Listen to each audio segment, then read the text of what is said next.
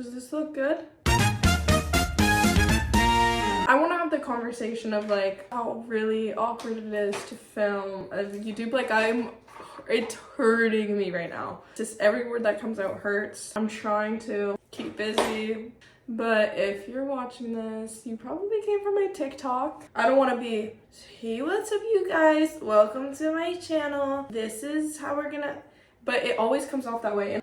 But I can never, I'm doing my skincare. See, it's hard for me to talk and do things at once. I'm already losing my train of thought and I feel real awkward. I always want to go in depth about my makeup on TikTok, but one, no one has the attention span, including me. Because when you're on TikTok, you just want to scroll. If you're coming onto YouTube, you want the longer format. Maybe you're eating lunch, or maybe you want someone to get ready with you. I'm always looking for that. Can't find it these days, like on YouTube. And you want to watch something that's going to inspire you to get ready. Like, oh, should I be showing the products, guys? Watch. This is my first moment, and document it, and just remember this moment because this is my first. This. See, what the fuck was I talking about? How do we do this? Oh yeah, let me paint a picture. You have to get ready because you have a responsibility. Let's say you gotta go out with the girls. You gotta go out, it's Friday night, but you're just not in the mood. You just woke up from a nap, you're like so tired. You're like, I've got no motivation, like my night's ruined. Like I was so excited yesterday to get ready and I picked my outfit and now like where's my motivation? Watch your get ready with me, okay? You watch me. You're watching me and suddenly you're like, wait, I'm actually down. I actually want to get ready right now. See, I try and look for that these days and there's nothing. But I'm gonna be that somebody for you. I'm gonna start with eyebrows.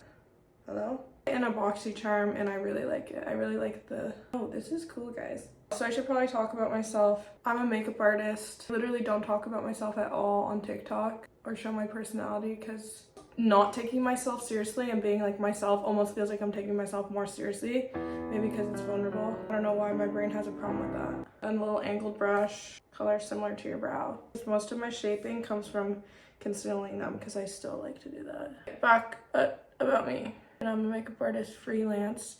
Started when I was probably 18 going on 19. Always loved makeup, always been like the girl who does my friend's makeup. Started doing my ex-boyfriend's mom's makeup for like events. She was like, be making money doing this. And at the time I wasn't in school. I'd graduated high school, taking a gap year. I didn't have any plans of going to school, but I said that to make myself feel better. Working at a burger place, I didn't feel like independent whatsoever. Obviously like normal for someone who's 18. But I had lack of direction, you know.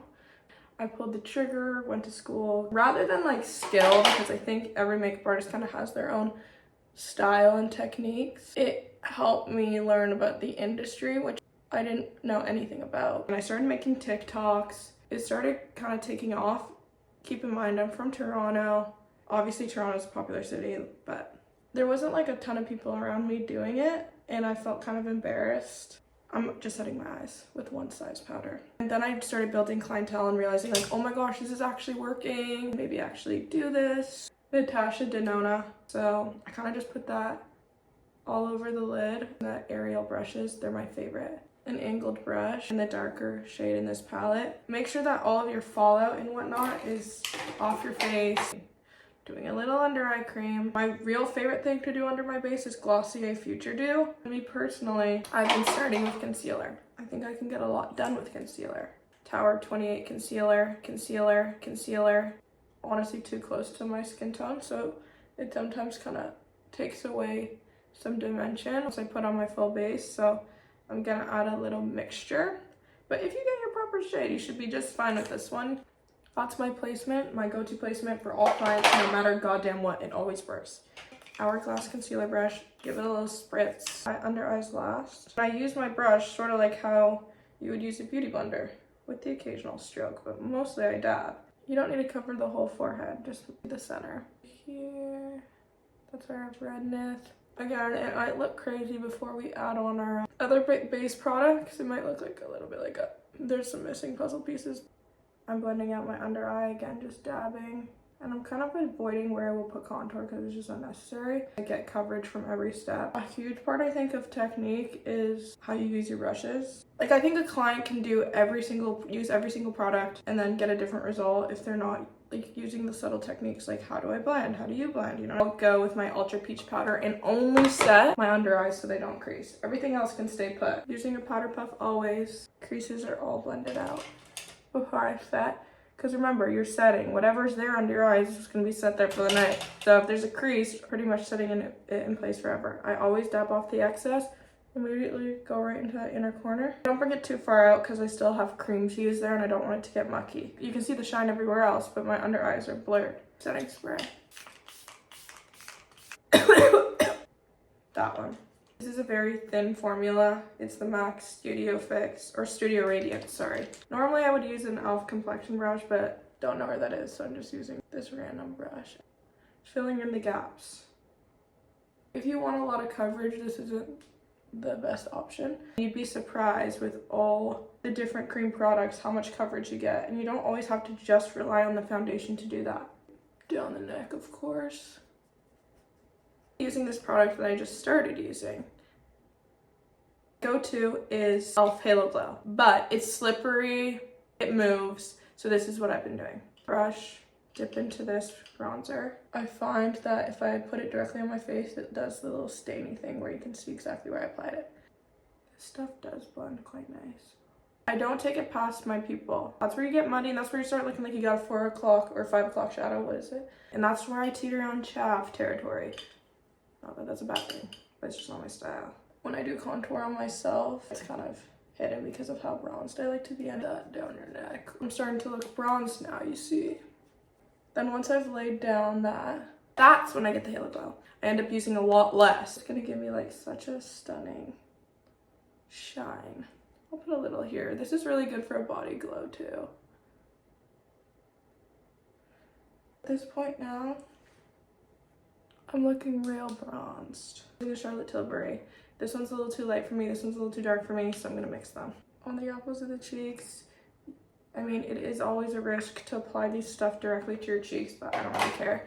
If you want to be safe, apply it to your brush and then your cheek. Again, I'm not going too far in because I don't want to look muddy girl. I might spray my face again. This is also going to give you like a really nice glow and just like a really nice wash of pink.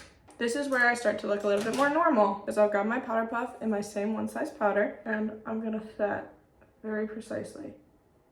You'll never catch me with a greasy side nose unless I've been dancing for too long. I look sweaty right now. Again, brightening up this down the center of the face because I don't want to look like I got a beard. Be careful of where I set on my forehead. Sort of like a semicircle and kind of gradually go out so it's not a harsh transition between shiny to matte. Up into the tip of my nose, but not the tip.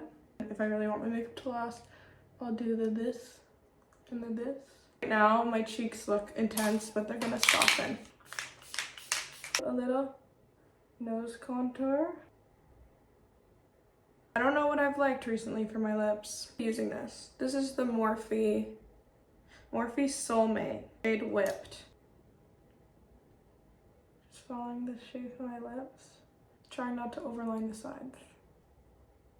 I have this thing, this is a makeup artist thing, you know, I've depotted lipsticks, or my teacher actually did. Give it to me, and I don't have the shade names, but it's a light nudish pink.